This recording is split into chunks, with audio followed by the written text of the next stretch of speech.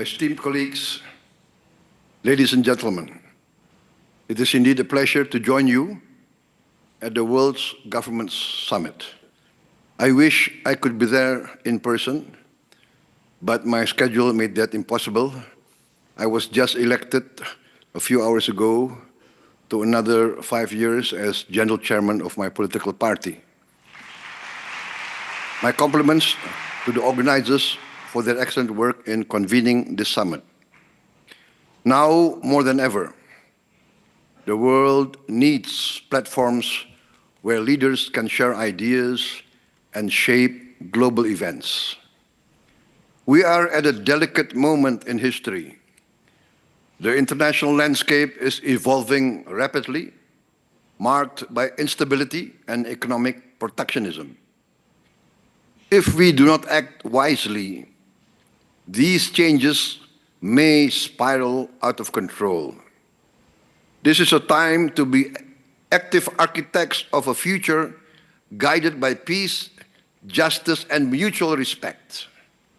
Nations, regardless of size, must uphold these principles and shield the world from unchecked conflict, whether in Ukraine, Gaza, or in other emerging crises in Africa, such as the East Congo.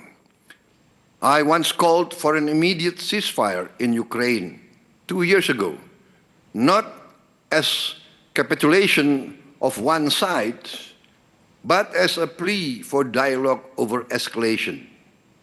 The ongoing toll confirms that no military solution secures lasting peace.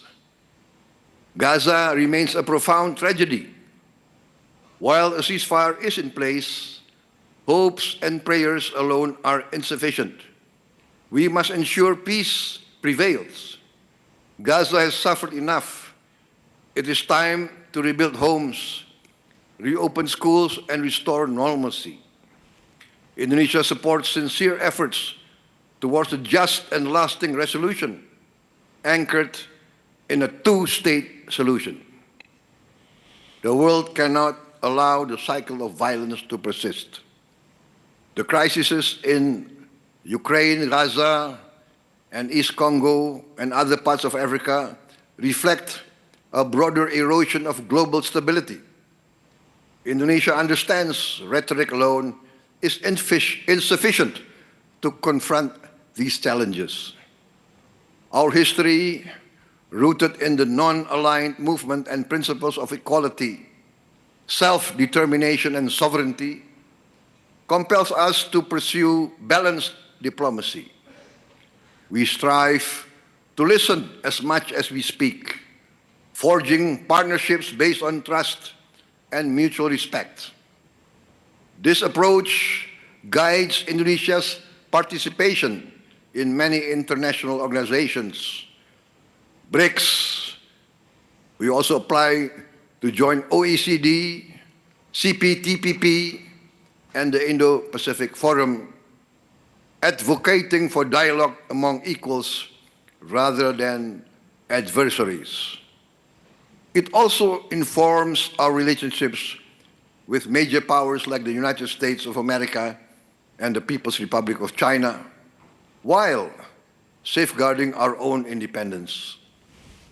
Moving forward, Indonesia aims to strengthen its role as a force for regional stability and development, while maintaining its position as a bridge between the global North and the global South, to promote peace, cooperation, and stability.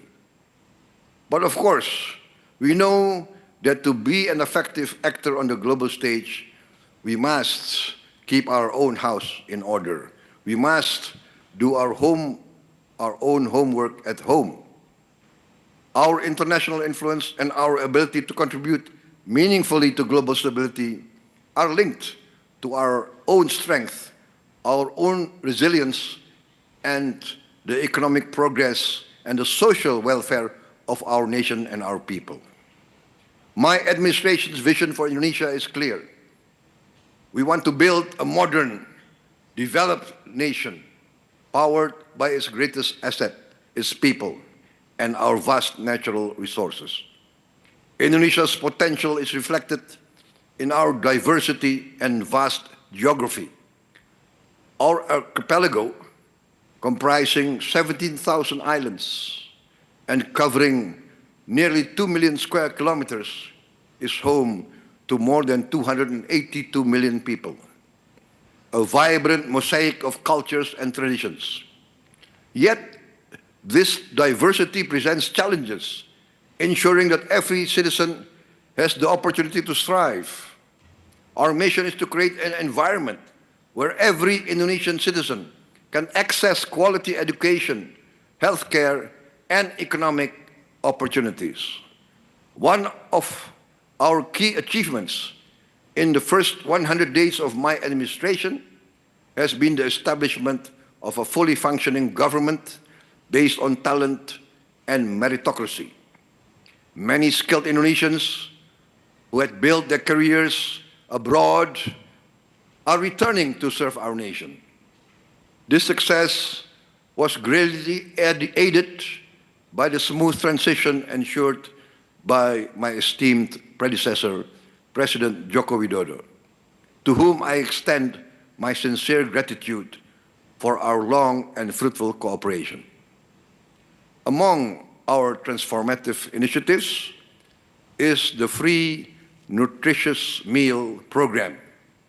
Providing a nutritious meal each day might seem modest, yet when implemented across hundreds of thousands of schools, 330,000 to be exact, from remote villages to vibrant urban centers, it becomes a significant investment in our future. Our aim for this program is to cover more than 85 million children and pregnant women in Indonesia.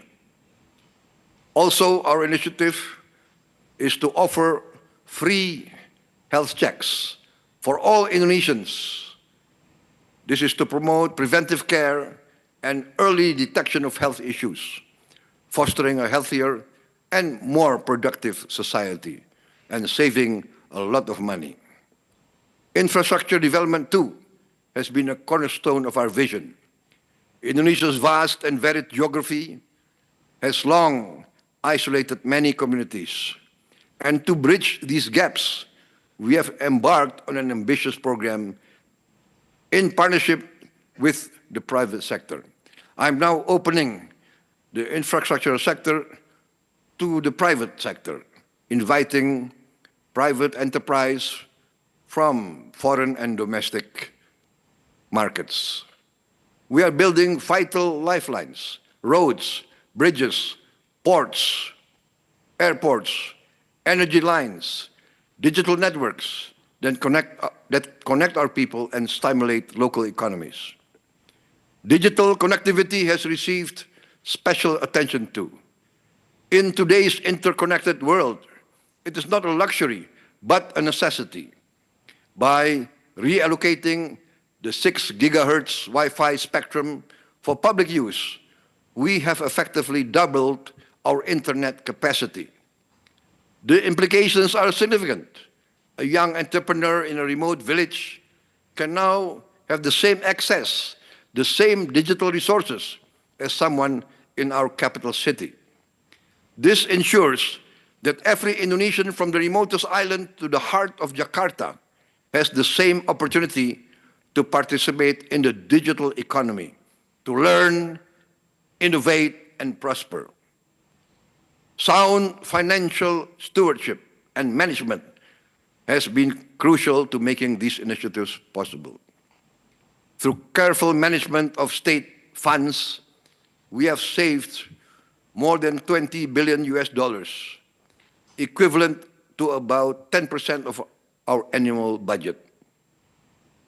These savings that were allocated to projects and programs without a clear strategy will now be used to finance more than 20 multi-billion-dollar strategic projects that will transform the country.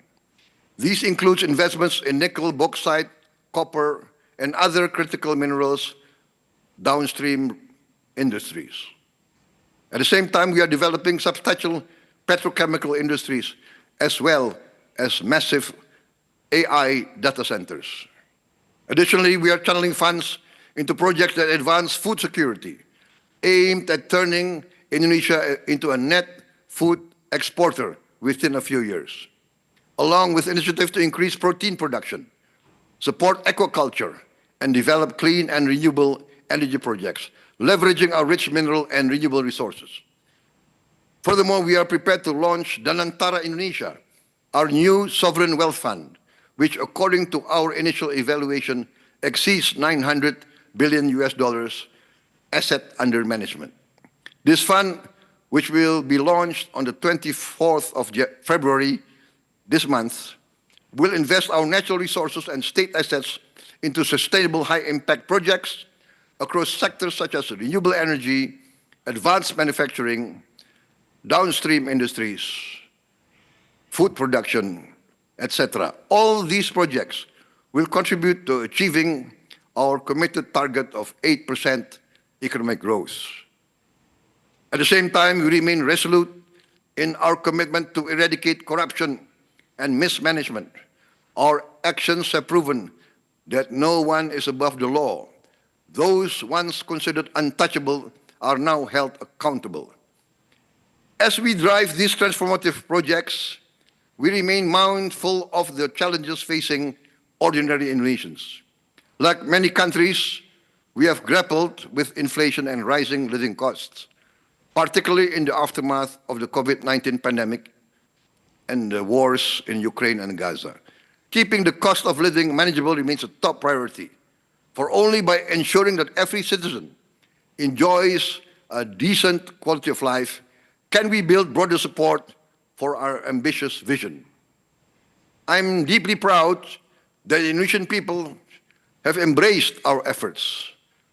With an approval rating of 81% for my government in its first 100 days, a figure that dramatically transcends the percentage that voted for me in the last election. I recognize that the people of Indonesia are fully behind this agenda of strategic transformation.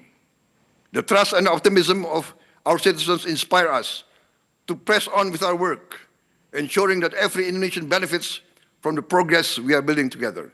It is this shared vision and collective effort that will drive our nation forward into a future defined by peace, justice, progress, and opportunity.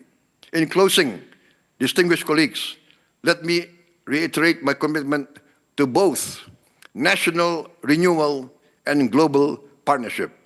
Our investment in people, infrastructure, digital innovation, downstream industries, and prudent financial management all have one objective: building a resilient, progressive future for Indonesia, one that will enable us to play a key role on the world stage.